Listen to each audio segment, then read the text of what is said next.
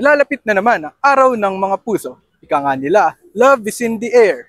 Narito po tayo ngayon sa Rose Garden at maglilibot pa tayo upang pakinggan ang mga istorya ng ating mga kababayan. May jowa ka man, single, or it's complicated, tara na at ating tungayan ang kwentong lambig at pag-ibig.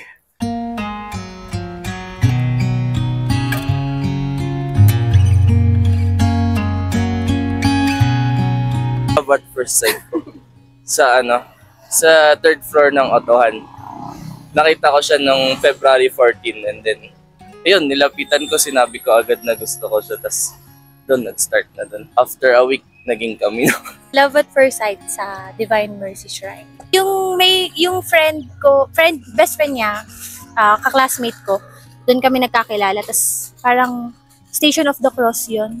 Tapos ako sa Lourdes Cave, nag-wish sa wishing well ng true love. Paglabas ko ng cave, siya yung bumungad. Kumbaga sa kaibigan ko, tas kaibigan niya. Parang doon na mo yung pagkakaibigan. Yung ex niya po is, nakilala ko.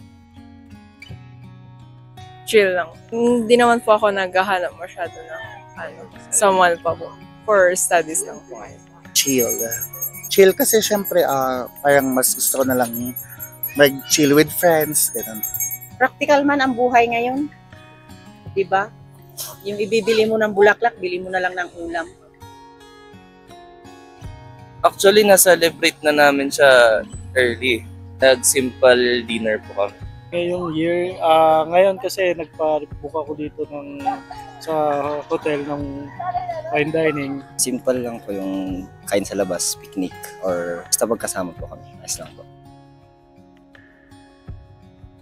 Understanding. Gusto ko po yung kayang mag-express ng sarili and emotionally intelligent. Yung acceptance bilang ako. Yung accept niya yung gender ko, then respeto sa isa't isa. Yung pagkataon niya ang hinahanap ko. Hindi yung bulaklak. Yung bulaklak kasi tsaka yung puso na nasisira agad yun, nalalanta. Yung laman ng puso at saka personal niya, yun ang mahalaga. Ay siya po. Kasi yakap ko siya ng yakap kahit maraming